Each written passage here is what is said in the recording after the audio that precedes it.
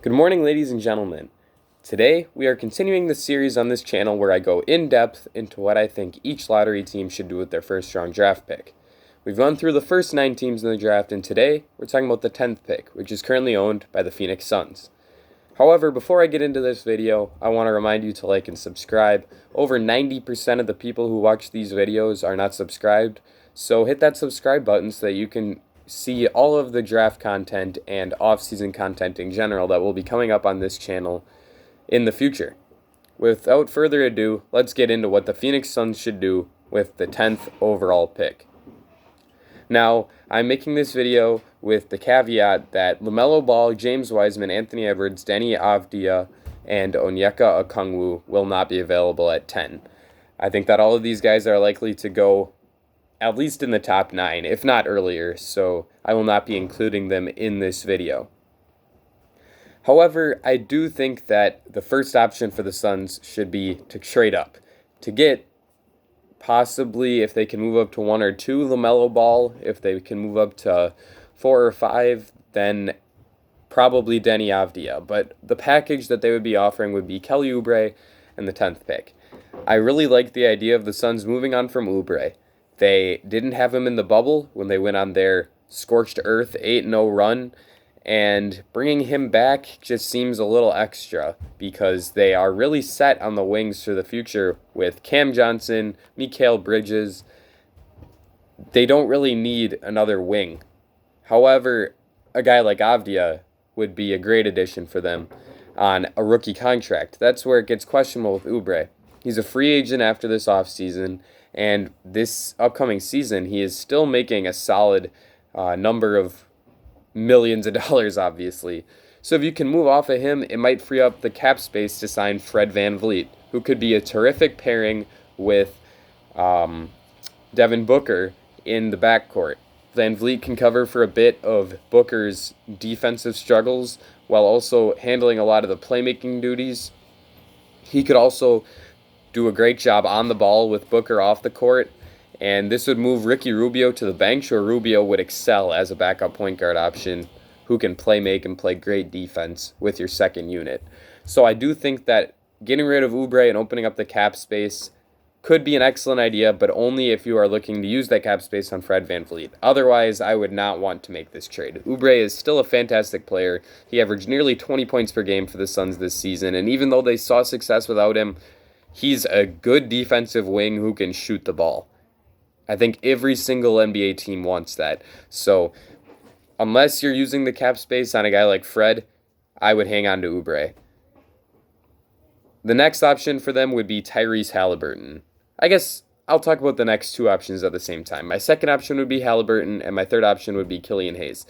Halliburton at Iowa State had a fantastic season as both a guy who can play on the ball and off the ball. He's excellent as a catch-and-shoot guy, as he shot over 40% in that type of shot. His shot off the dribble isn't as good, but the catch-and-shoot stuff is terrific. He's a plus defender, both on the ball and as a team defender, and I think that he's going to end up being a very good 4th or 5th starter or a very reliable guy who you can bring off your bench to play big minutes, even in playoffs, especially in playoff situations.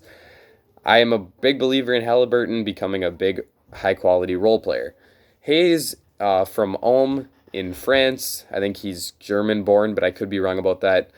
Killian is more of an on-ball player than Halliburton. I think he needs the ball in his hands a bit more than Tyrese does. He has some excellent skills as a very good dribbler, albeit he is a bit left-hand dominant. He can make exceptionally well. I would make an argument that he's the second best playmaker in this entire draft behind LaMelo Ball. He also has some excellent moves in order to manufacture open shots for himself, such as a brilliant step back and a very nice sidestep as well. However, there are some questions about his right-hand dribble, which, from what I've heard, shouldn't be too big of a deal, so that's not where I question it. It's more about the shooting.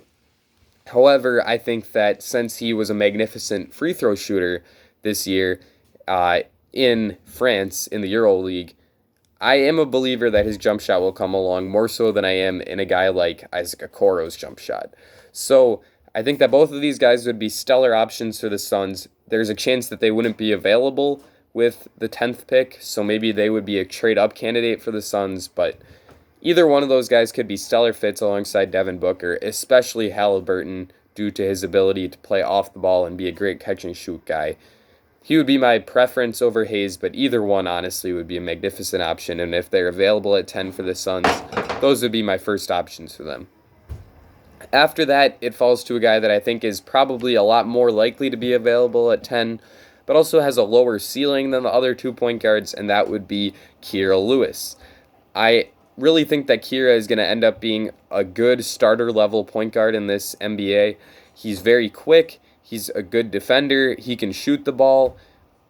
I think that his speed is going to make him a very De'Aaron Fox, Mike Conley-like point guard in the NBA, and we've seen both of those guys have immense levels of success. So even though he has that slight frame, I still think that he's going to end up being a solid NBA player. Maybe not on the level of Conley, who is a more fundamentally sound player than Lewis, and Fox is obviously a bigger guy than Kira is, but the speed is going to allow him to become a similar player to those two, even if he's not quite on their level. With the Suns, he could take over that point guard spot in a few years when Ricky Rubio's contract expires, and he could learn under Rubio the challenges of being an NBA point guard. So I think that this could be an excellent situation for him to get into, especially with the prospect of being a backcourt partner with Devin Booker down the line. And I also think that he could be a nice pick for the Suns. After those 3 point guards, my next option would be 3 wings in Devin Vassell, Isaac Okoro, and Patrick Williams. Vassell would be the first of the Florida State duo that I would target. He is one of the best shooters in this draft, especially on the catch and shoot, although he does have an ability to shoot it off the bounce a little bit as well. He's an excellent defender, both on the ball and as a team defender. He also has a bit of a mid-range game. However, that is a bit questionable and could be an area he looks to improve in the future.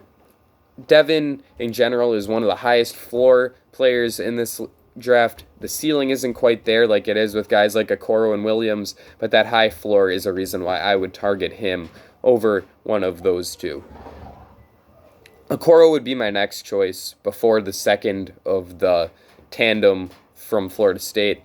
I think that Okoro, who played this past season at Auburn, is going to end up being at least a bench player in the NBA. I have questions about whether or not he can reach his ceiling and his potential as an above-average starter due to his inability to shoot the ball at this moment. And I think that his shooting is really going to be a project, and it's going to take multiple years to correct, if it is correctable at all.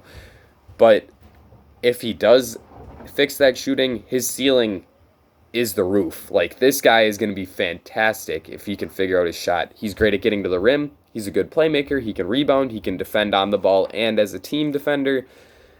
He could be a big steal at 10, but there's also a chance that he could end up being a bust, similar to what we saw from Jarrett Culver last season with the Timberwolves, where he just couldn't get his shot to go in, and it hurt his game overall because he didn't have any confidence. Next option would be Patrick Williams, the other Florida State player that is supposed to go in this year's lottery. Patrick is one of the best defensive playmakers in this draft, a guy that can block shots, can get steals, a good team defender as well. The big questions with him are on the offensive end. He really doesn't have any above-average skills on that end of the floor. However, there is potential, and if you see that potential and think that you can groom him into becoming an above-average offensive player, he could be the steal of the draft due to his ability on the defensive end. I do think that someday there's a chance that he can be an all-defense level defender.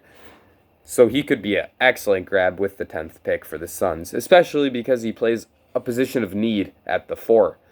They don't really have a great guy at the 4. I mean, Cameron Johnson played the 4 for them in the bubble, and he's really not a 4. I think of him more as a 3, maybe even a 2.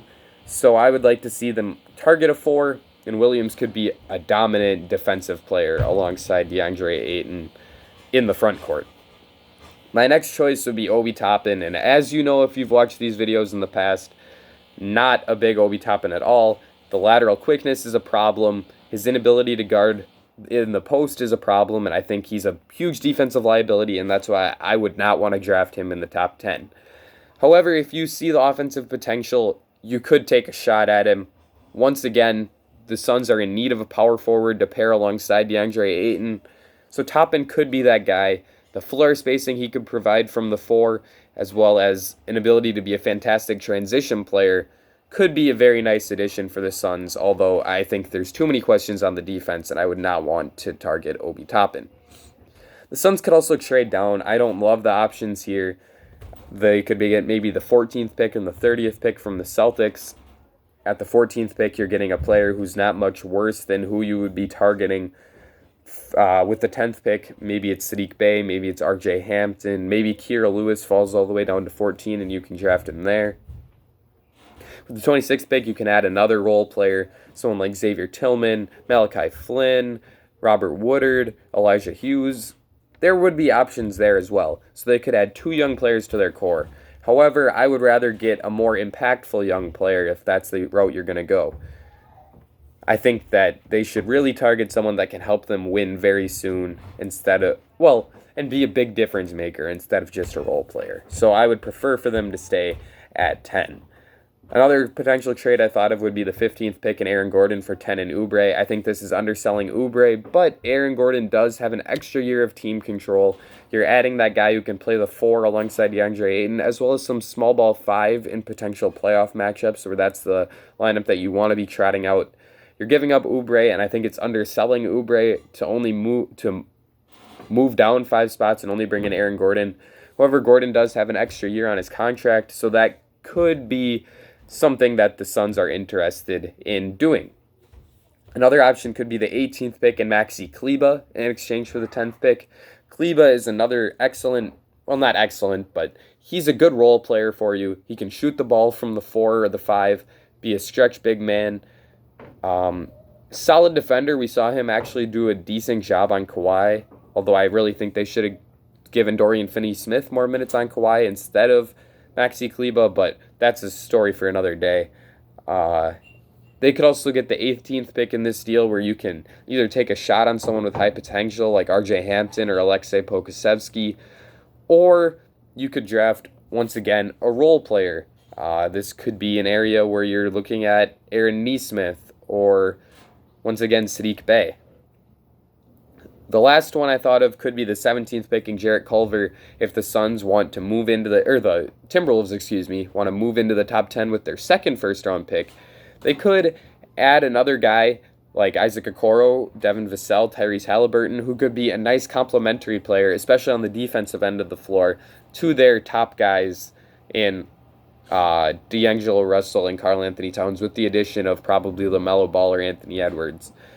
So Timberwolves could look to do that. If you're the Suns, you add Culver, and you also get the 17th pick.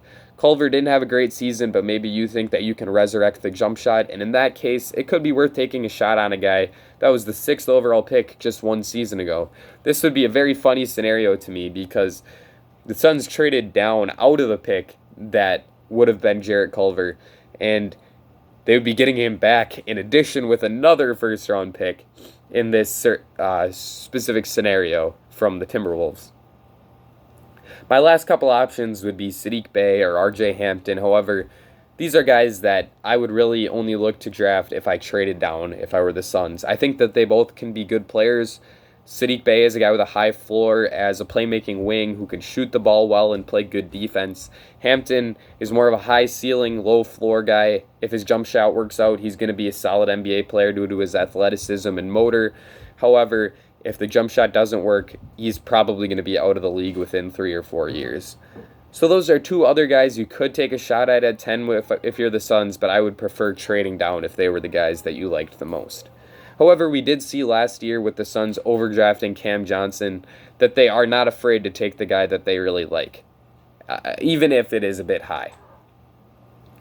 Those are my options for the Suns with the 10th pick. My first would be to trade up if you're interested in creating that cap space to sign Fred VanVleet. After that, guys like Tyrese Halliburton, Killian Hayes, Kira Lewis, Devin Vassell, Isaac Okoro, Patrick Williams, Obi Toppin could be really solid options to varying degrees. Trading down is another choice that they could make. There's lots of options here for the Suns, and I want you to let me know in the comment section down below what you think the Suns should do with this 10th overall pick. Leave a like and subscribe if you enjoyed this video. I'll be cranking out plenty more draft videos because they've been doing really well, and I like talking about the draft. So leave a like to let me know that you enjoy them, and I'll keep them coming for you. That's it for me. Ladies and gentlemen, I will see you all again very soon.